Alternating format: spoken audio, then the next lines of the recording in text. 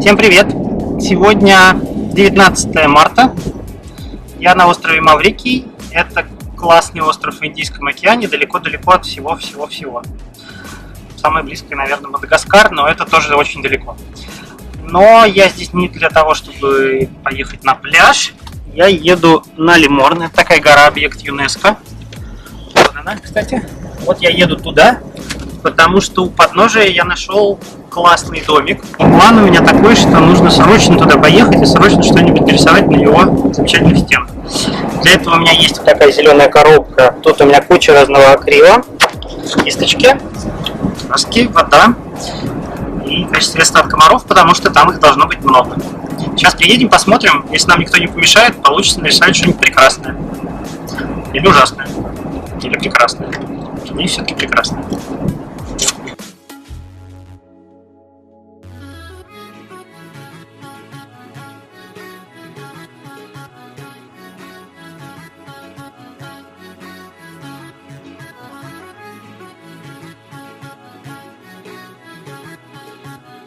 Рисовать мы сегодня будем двух персонажей. Оба из них серферы, но серфят они очень по-разному.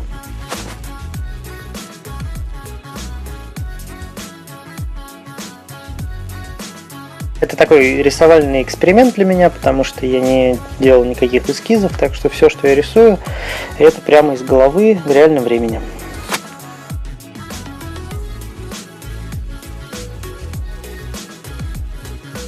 Первый персонаж предпочитает виртуальный серфинг, так что он в таком современном футуристическом комбинезоне и в маске виртуальной реальности. Обоих персонажей захватывает волна эмоций, так что они будут держаться руками за края стен. Помимо всего прочего, это еще и позволяет лучше поместить персонажа в физический мир, когда они взаимодействуют с какими-то реально существующими объектами или формами. Хочется создать контраст между его внутренним виртуальным миром, куда он погружается с помощью маски, и внешним. Поэтому под маской я стараюсь как можно больше углубить тени. А при этом на костюме, наоборот, будут яркие цветные блики, и сам костюм очень яркий и оранжевый. Переходим ко второму парню. Он будет серфить по настоящей волне, так что начнем именно с нее.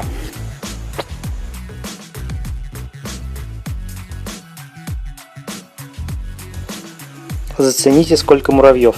Они особенно прекрасно выглядят на ускоренной съемке.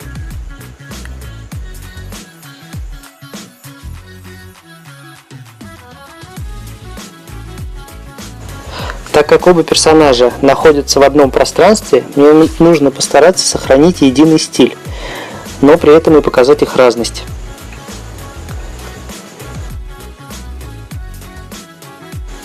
Самый простой способ это сделать – это выбрать другие детали. Цвет кожи, волосы, аксессуары, те же очки помогут показать, что персонаж думает и живет совсем другим.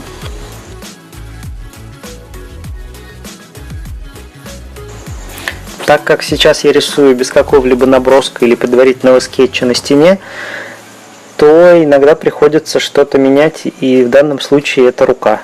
Что-то мне совсем она не нравится, так что придется немного ее переделать.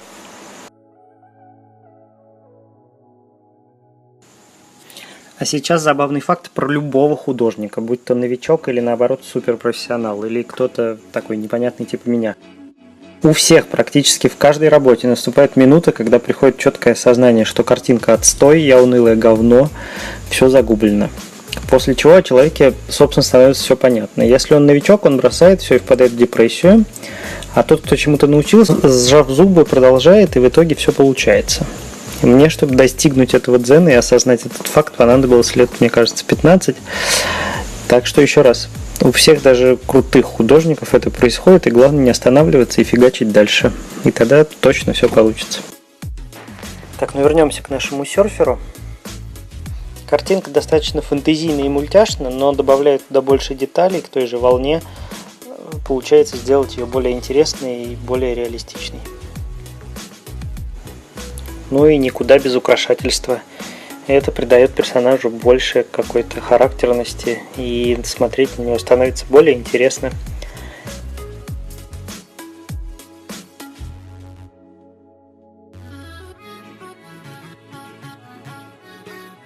Еще чуть-чуть деталей и переходим к теням и полутонам. Еще банально, но не нужно забывать о том, откуда у нас падает цвет, потому что если мы нарисуем одного персонажа при одном освещении, а другого при другом, сразу станет понятно, что они абсолютно из каких-то разных историй. Ну вот, рисуем ржавый якорь, после чего еще нарисуем лишь, который усугубит положение нашего незадачливого героя и добавит ему динамики. И опять моя любимая история, веревка, которая обвивает тело, она вот идет вокруг, и можно показать за счет этого объем, что-то на переднем плане, что-то на заднем. Очень удачный и простой инструмент.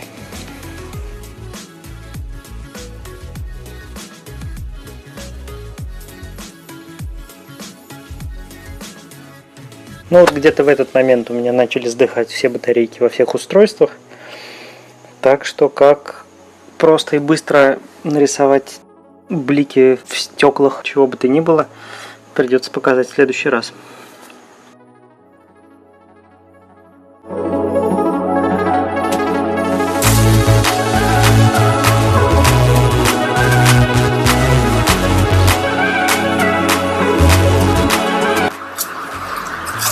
Ну что, работа закончена. Заняла она где-то 3 дня.